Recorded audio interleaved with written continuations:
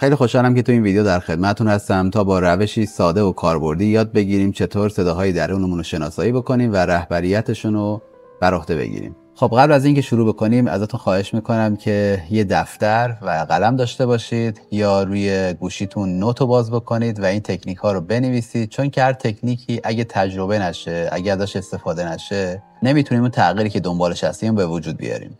پس این ویدیو رو پاز بکنید، دفتر و قلم خودتون رو بیارید و وقتی که آماده اید دکمه پلی بزنید. این تکنیک 3 مرحله داره. مرحله یکش کشف صداها که هدفش هست شناسایی شخصیت‌های درونی و تمرینش هم هست اول سکوت، بعد پرسش، بعد اسم گذاری. مرحله 2 شناخت و گفتگو که هدفش درک نیت پنهان و تعامل آگاهانه است و تمرین‌ها ایجاد پروفایل به علاوه گفتگوی مهربان اما روشن.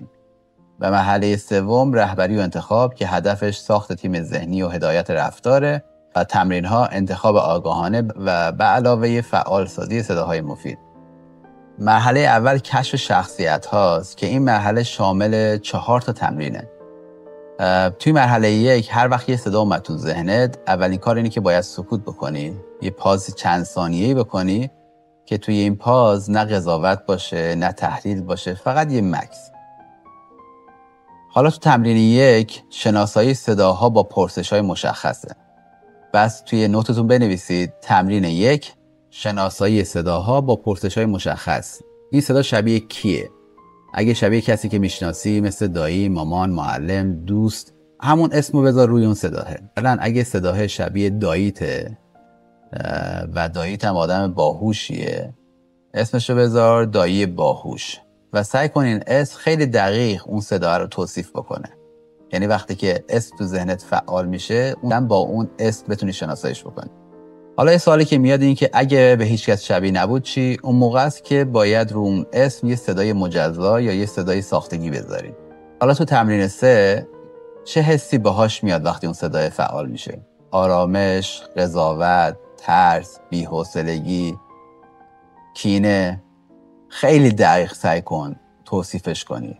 حالا توی تمرین 4 بدنت ببین چی میگه. نفست چه شکلی میشه؟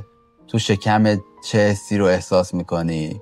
عضلات چه حالتی دارن؟ چه حسی دارن؟ بعد از این 4 تمرین حالا از اون صدا تشکر کن، بگو که مرسی که خودتو بهم معرفی کردی و ممنونم. حالا تو مرحله 2 ما شناخت داریم و گفتگو با شخصیت ها. اینو باید بدونین که صداها فقط صدا نیستن. هر کدوم یه شخصیت دارن، یه تاریخچه، یه نیت.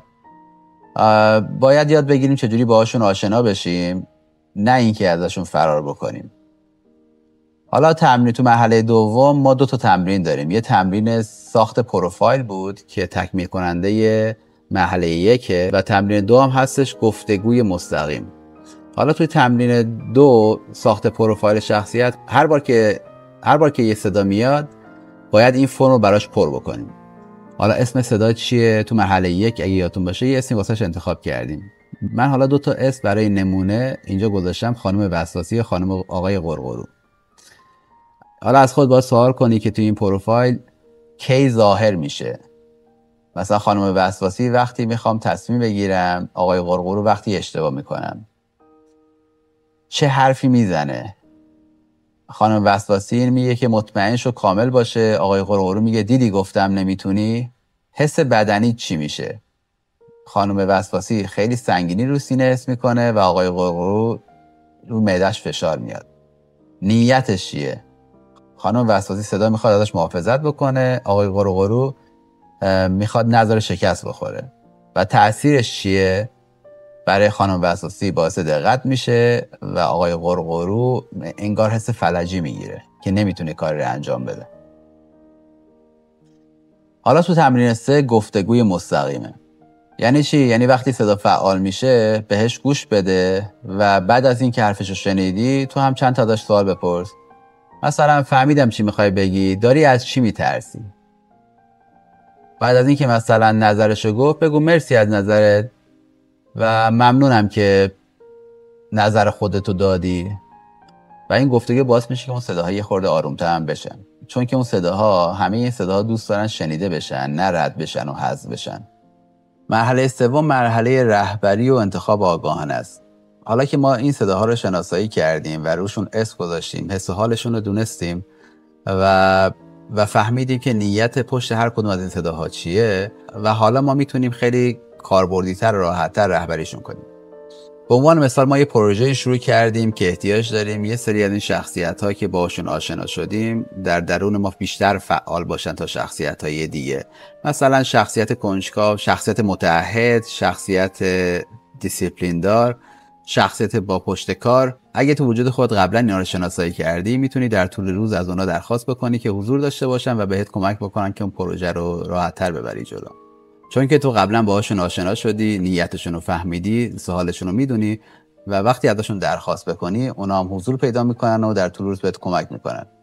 اگه این تکنیک رو روزانه انجام بدی، بهت قول میدم یک قبیله میسازی که باهاشون میتونی زندگیتو متحول بکنی. حس درون تغییر پیدا میکنه، انگیزت نسبت به زندگی بیشتر میشه، زبون کائنات رو بهتر میتونی بفهمی، زبون نیاکانت و اجدادت رو بهتر میتونی بفهمی. نسبت به خودت و اطرافیانت حس کاملا مثبت‌تری خواهی داشت و امید به زندگیت به شدت میره بالا. امیدوارم که تو این ویدیو بهت کمک کرده باشم تا با قبیله درونت آشنا بشی و بتونی رهبریتشون رو دستت بگیری. اگه این ویدیو برات مفید بود، کانال ما رو سابسکرایب کن و نوتیفیکیشن رو روشن کن تا هر بار تکنیک جدید گذاشتیم تو اولین کسی باشی که ببینی. ممنون که تا اینجای ویدیو با ما بودین و امیدوارم که این ویدیو براتون مفید بوده باشه. و حتما تو کامنت ها برام بنویس اگه این تکنیک رو استفاده کردی چه تغییری تو زندگیت برات ایجاد شده و یا دوست داری در آینده ما چه تکنیک هایی رو کاور بکنیم.